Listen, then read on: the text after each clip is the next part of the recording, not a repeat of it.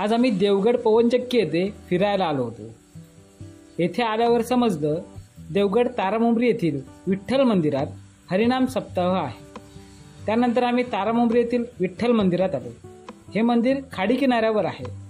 देवगड येथून कुणकेश्वरला जाताना तुम्ही या ठिकाणी भेट देऊ शकता।